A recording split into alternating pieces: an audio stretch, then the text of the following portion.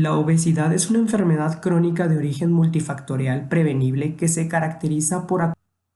La obesidad forma parte del síndrome metabólico, el cual es un cúmulo de factores como lo son la resistencia a la insulina, disfunción endotelial, susceptibilidad genética, hipertensión arterial, estrés crónico, entre otros. Aunque la obesidad es una condición clínica individual, se ha convertido en un serio problema de salud pública que va en aumento desde la década de los 60. El sobrepeso y la obesidad son el quinto factor de muerte humana en el mundo. Cada año fallecen por lo menos 2.8 millones de personas adultas como consecuencia del sobrepeso o la obesidad. Hoy en día, los avances científicos y tecnológicos han brindado nuevas herramientas de combate contra el sobrepeso y la obesidad. El bypass gástrico, manga gástrica o banda gástrica son un claro ejemplo de ello. Comenzamos con tu nombre y tu edad. Mi nombre es José Guerrero y tengo 23 años. ¿Qué edad tenías cuando te sometiste a la cirugía? Tenía prácticamente 15 años, iba un mes antes, fue cuando me realicé la cirugía y fue cuando me operé, iba a cumplir 15 años. ¿Cuáles fueron tus miedos antes y después de realizarla? Antes que pues quizás podría morir y después que la cirugía, después de que todo saliera bien, pues no funcionara al 100% como debía ser. Ok. ¿Tenías una o más enfermedades derivadas de la obesidad? Pues no, relativamente es mi sobrepeso, pues mi obesidad no hacía que tuviera otras enfermedades, gracias a Dios. Nunca tuve diabetes, hipertensión, etcétera. Solo la obesidad pues era mi principal foco. ¿O limitaciones? Sí, limitaciones, sí. Por ejemplo, pues yo no podía correr, caminar, incluso a veces hablar, dormir como la mayoría de las personas normales lo hacen. Entonces, ¿cuáles son los antecedentes de un bypass gástrico?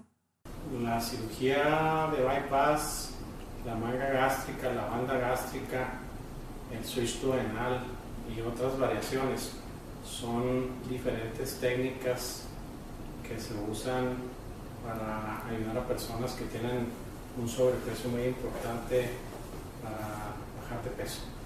Entonces son diversas técnicas un poquito diferentes, pero todas tienen el fin de ayudar a una persona que tiene mucho sobrepeso a bajar. Ya son cirugías que tienen muchos años de haberse desarrollado.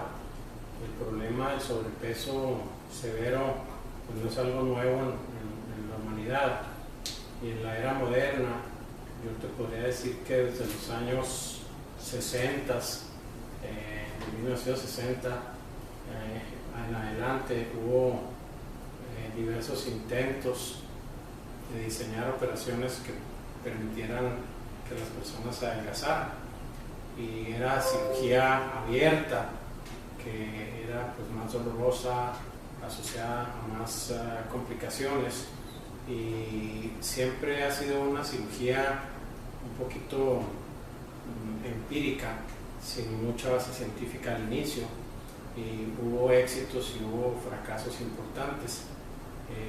Los predecesores o el bypass gástrico, que fue digamos que es el más antiguo, tuvo su origen, yo pienso que en los años 70, con una técnica que desarrolló un médico en Italia, que es una operación que actualmente se conoce como el bypass biliopancreático, y que es una operación muy buena, que todavía es vigente, aunque ya digamos que pasó un poquito de moda, y de ahí se fueron puliendo las técnicas, y en los años 90 que se desarrolló la cirugía laparoscópica y que hubo más tecnología, las grapadoras endoscópicas, instrumentos que hicieron que la cirugía fuera más sencilla sin grandes heridas, con recuperación más rápida, con menos dolor. Se vino un incremento exponencial de la cirugía para bajar de peso. Primero con el bypass, después la manga gástrica, antes de la manga gástrica la banda y una que se llama switch duodenal, que es muy parecida al bypass biliopancreático que te decía yo que fue el primero. Se han ido desarrollando con mucho más frecuencia. ¿El procedimiento preoperatorio en qué consiste y cuánto tiempo antes es que debe de realizarse? Bueno, eso es muy importante. Cada uno de nosotros que hacemos este tipo de operaciones tenemos esquemas un poco distintos.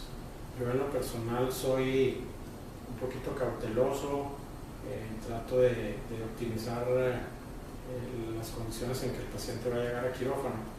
Todos los pacientes, independientemente del grado de peso o el tipo de operación que se vayan a hacer, necesitan una evaluación general de sus condiciones cardíacas, respiratorias, metabólicas.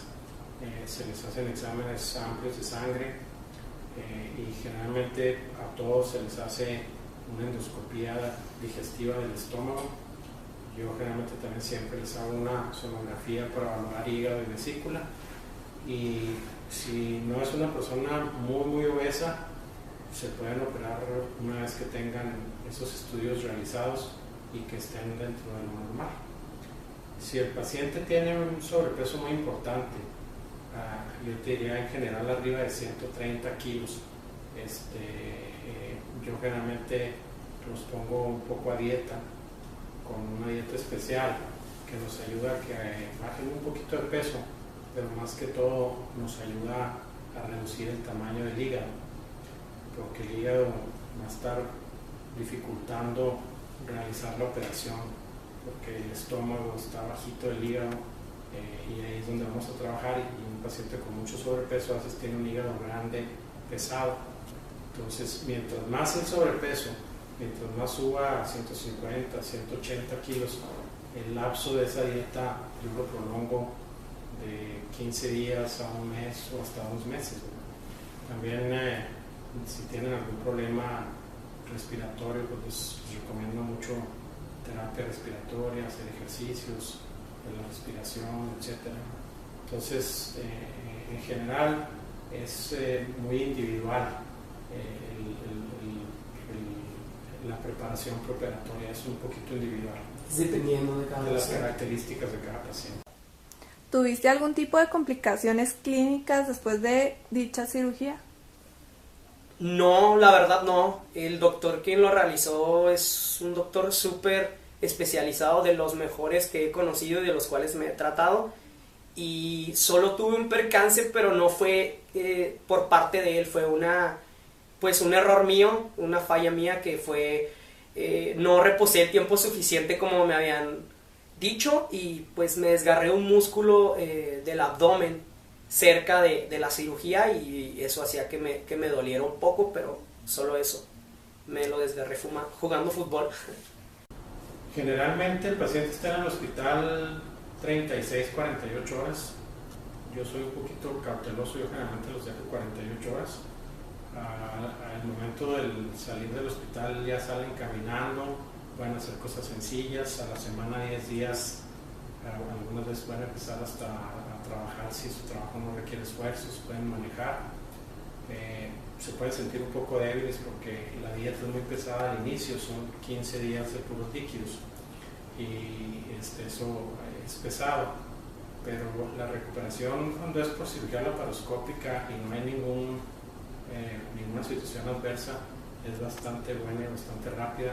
Curiosamente no es una cirugía súper dolorosa, se dolora las primeras 24 o 36 horas y muchos pacientes casi no toman nada de analgésicos después.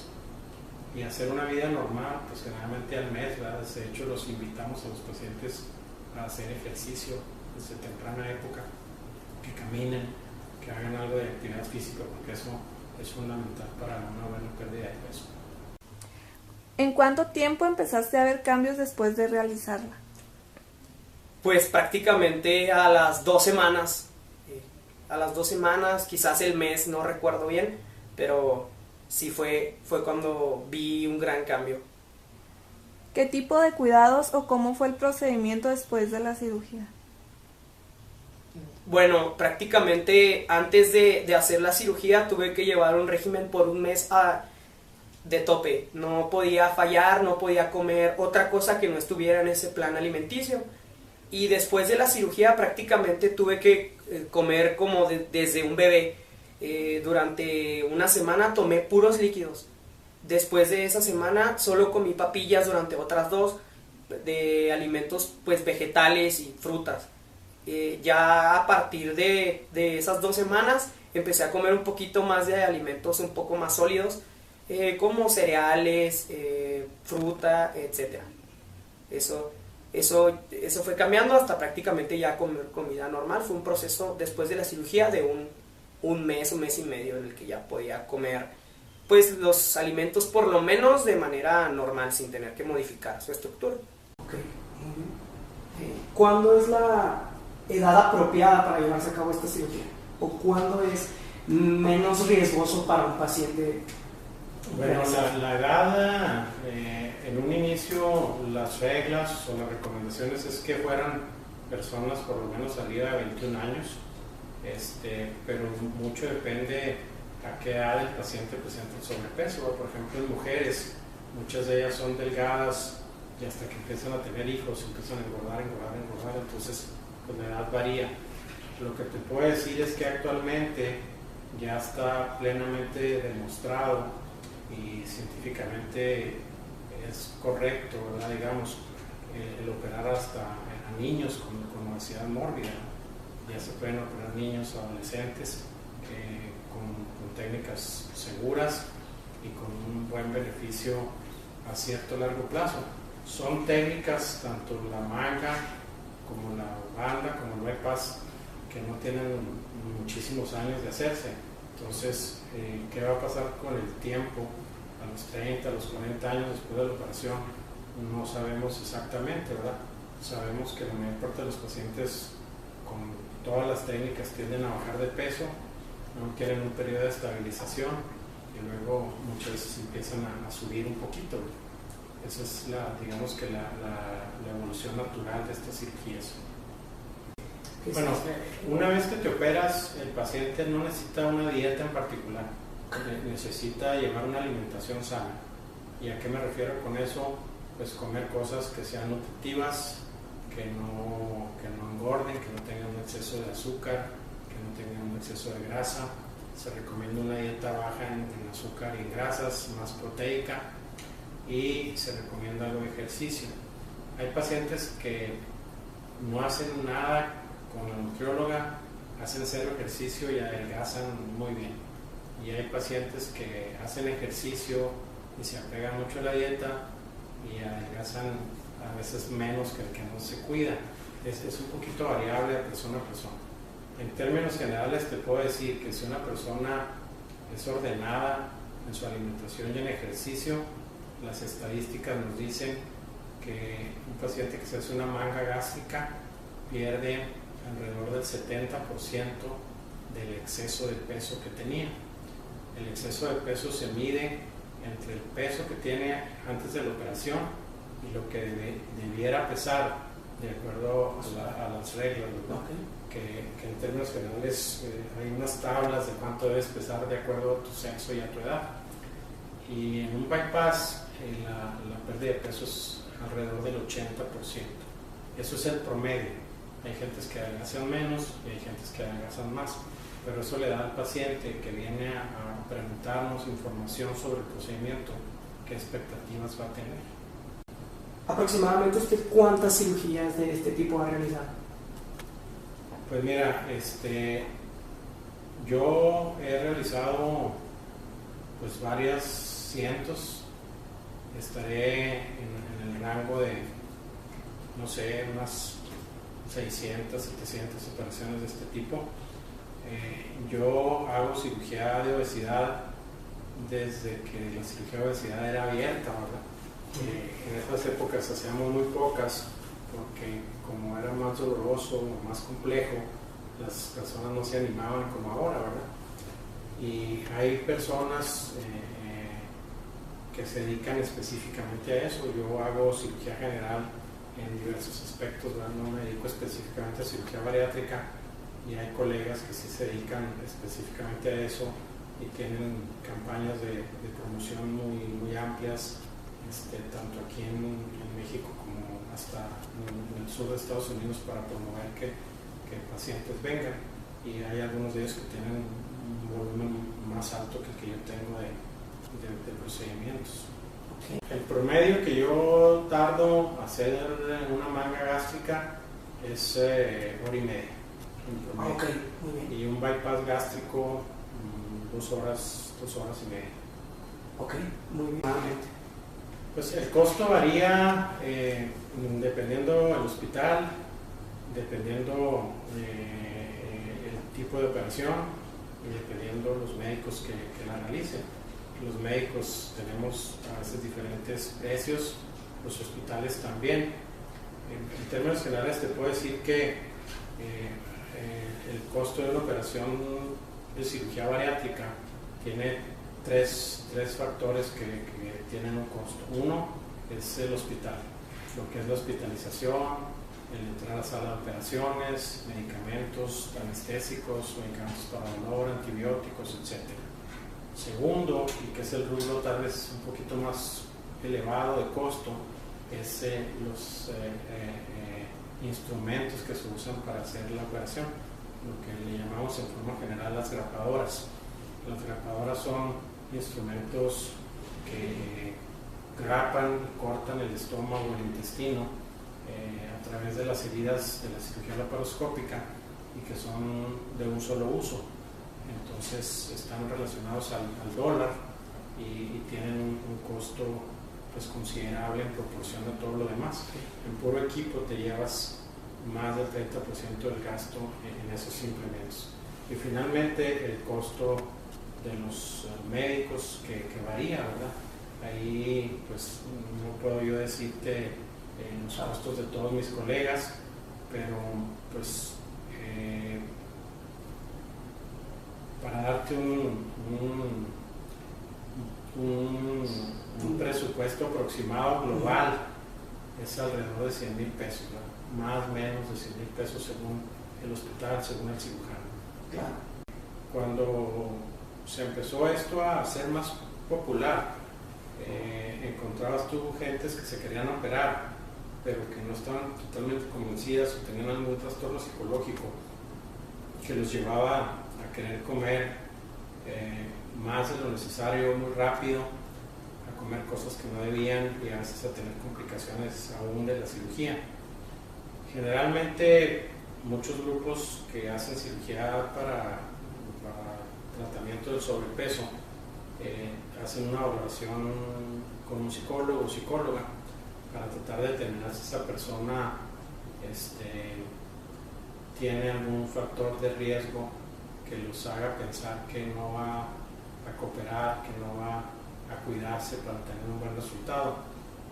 A lo largo de los años yo he visto que muchas veces, será porque ya estoy viejo, de platicar con el paciente, de interactuar con ellos, con la familia, de ver su reacción ante los comentarios que yo les hago, de que van a necesitar ser muy disciplinados, muy constantes, de ver la interrelación entre la pareja, si son un matrimonio, o con los papás, o a veces de ellos solos, como que te da cierta idea.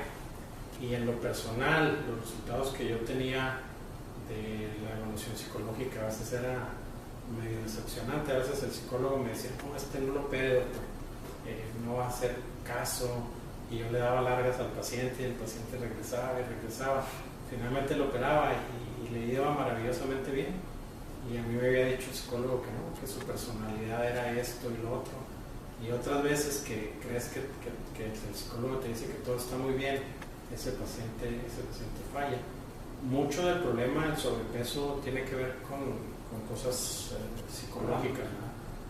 Obsesiones de comer, formas de comer, cómo muchas personas liberan su ansiedad, su preocupación comiendo, ¿no? Entonces es un problema que hay que a veces apoyarse en psicólogos. Así es, el primer aspecto que se tiene que valorar es la estabilidad emocional.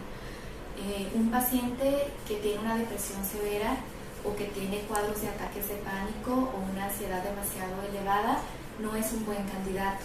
¿Por qué? Porque una cirugía de este tipo requiere de mucha estabilidad, de mucha persistencia, de mucho apego a las indicaciones. Entonces, lo primero que yo tengo que valorar es que esté estable emocionalmente. Claro, yo hace unos momentos te hablé de que hay una autoestima que está afectada y obviamente no voy a querer que el paciente que es candidato a esta cirugía esté perfecto emocionalmente, pero sí tiene que estar estable, aunque tenga cierta afectación en el nivel de autoestima. Eso es lo primero. Lo segundo es precisamente los motivos por los cuales desea realizar la cirugía y cómo percibe el paciente esta cirugía, con qué propósito lo está realizando, porque si lo hace como un remedio desde un pensamiento mágico, de decir, bueno, esta es la varita mágica que yo necesito para poder adelgazar, y no contextualiza bien qué es todo lo que implica aparte de la cirugía, o sea, el esfuerzo de el apego a la dieta, el cuidarse con el ejercicio físico, el seguir trabajando en sus aspectos emocionales.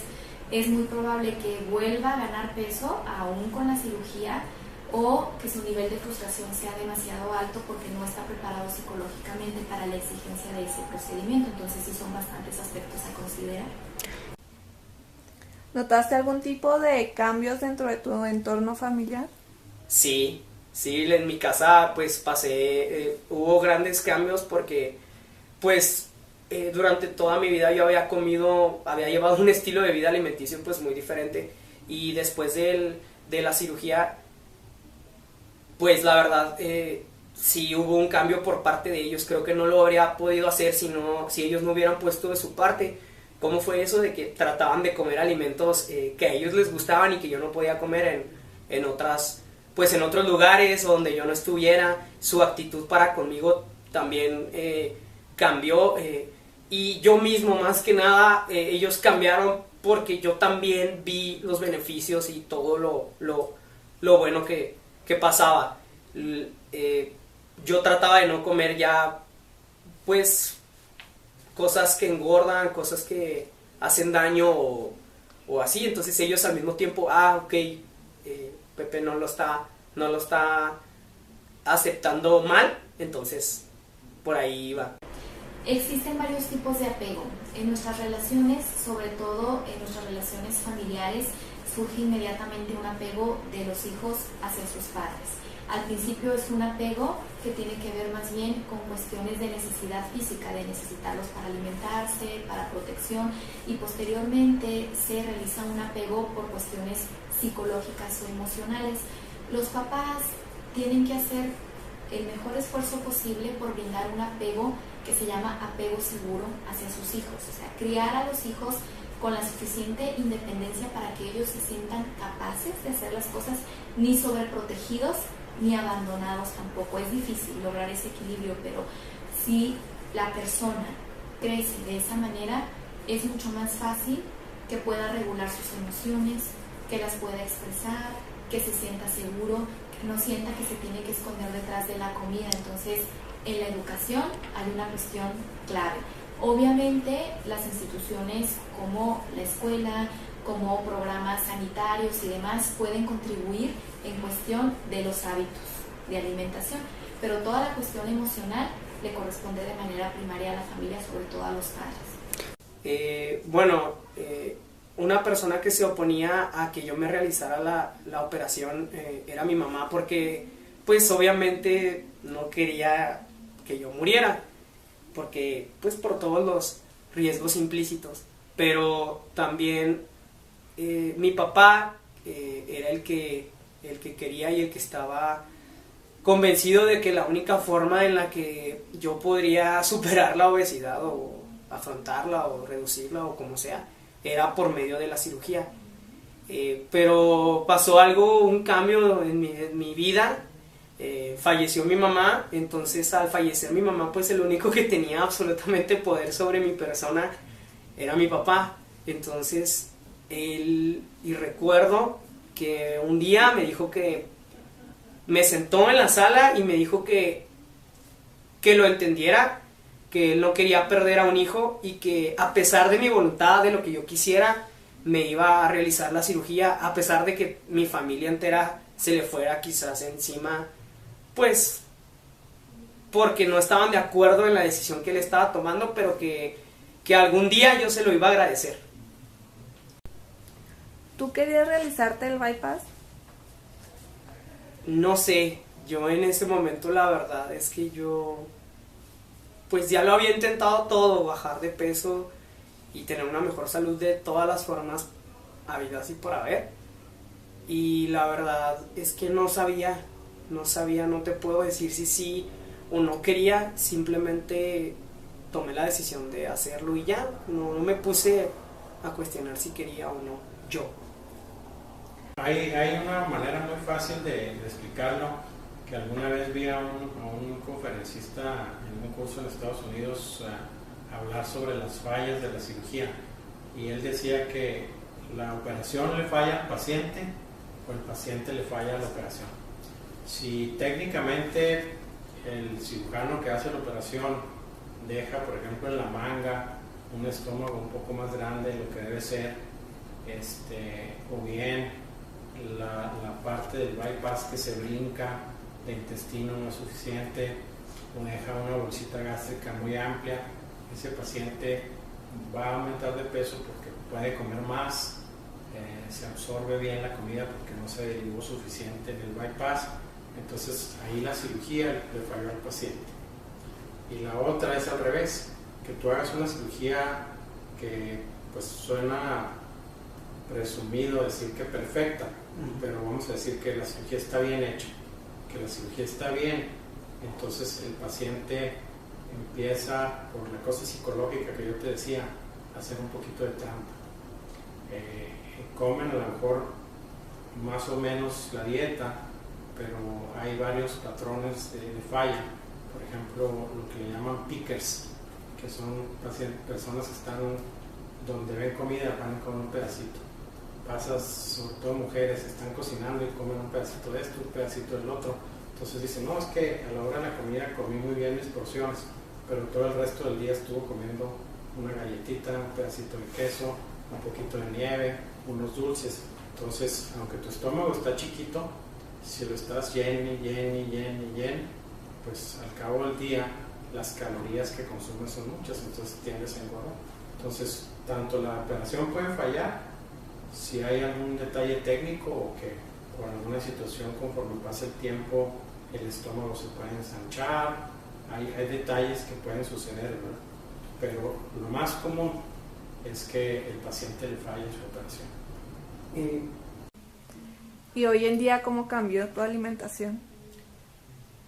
Radicalmente, la verdad trato de cuidarme hoy en día mucho, no como tanto azúcar.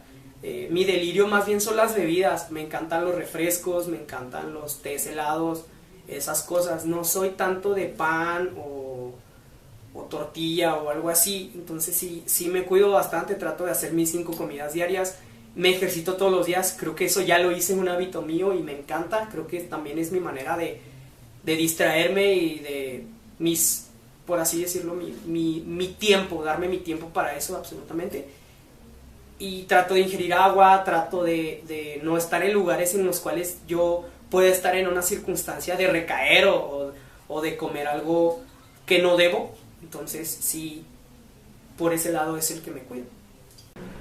Para empezar, tenemos que checar que hay características que son la causa de la obesidad muchas veces y características que son la consecuencia.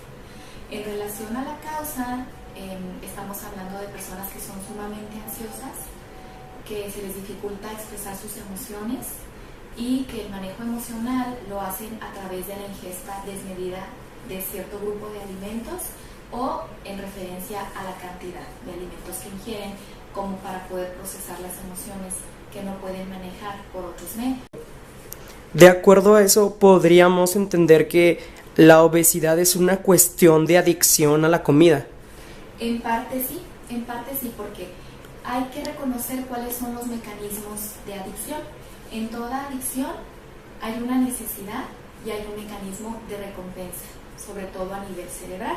Entonces sabemos que con la comida se liberan ciertas sustancias a nivel neuroquímico que tranquilizan a la persona, le dan sensación de bienestar y ahí se vuelve un ciclo adictivo de tipo químico que se refuerza por esas sustancias que te estoy mencionando. Entonces, claro que sí se puede expresar como una adicción. ¿Cómo era tu alimentación antes de la cirugía? Híjole, en mi casa me acuerdo que pedían 3, 4 pizzas porque pues yo prácticamente me comía 2. Era algo difícil. También pues tengo que decir que ellos no me ayudaban mucho porque pues obviamente también les gusta la comida. Yo les puedo decir que se siente ser adicto a algo. Entiendo a los que son adictos a la marihuana, a la cocaína, al tabaco, al alcohol. Yo les puedo decir que se siente ser adicto a la comida. Es algo que te sacia. Y es más difícil, cuando es algo esencial. La comida es de algo esencial, algo que tienes que hacer o que ingerir para poder vivir. Entonces, creo que los alimentos y la comida son mi adicción. Y por lo mismo, pues era difícil desde entonces. Yo sé lo que se siente, como les digo, ser adicto a algo. ¿Algún paciente ha fallecido durante una cirugía de bypass? Durante una cirugía no.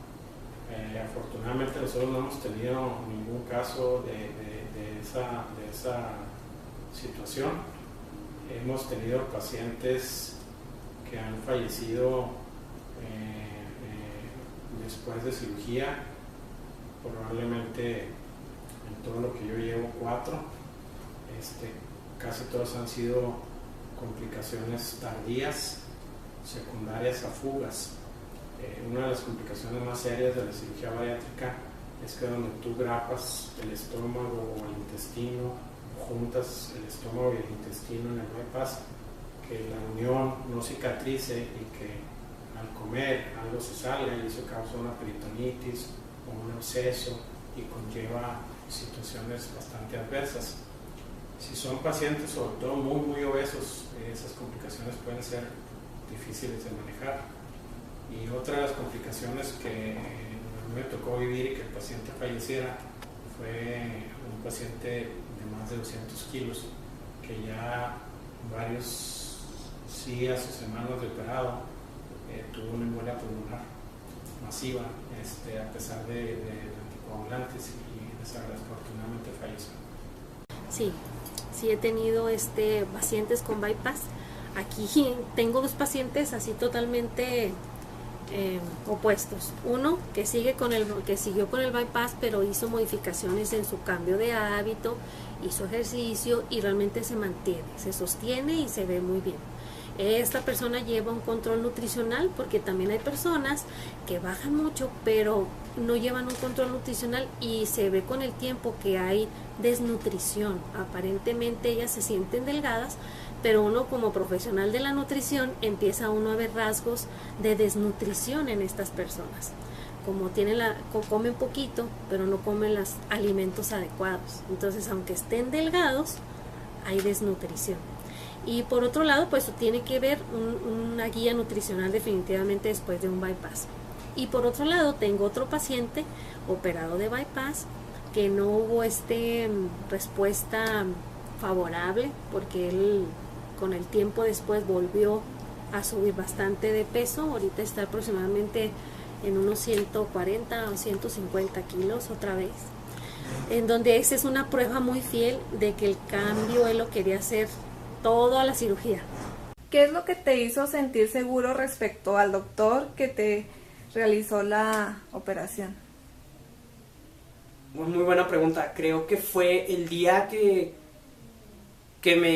lo conocí. Me llevó mi papá, recuerdo iba mi papá, su mamá, mi abuelita, y estaba él y desde luego yo, y me dijo algo muy claro que todavía se me marca en mi memoria.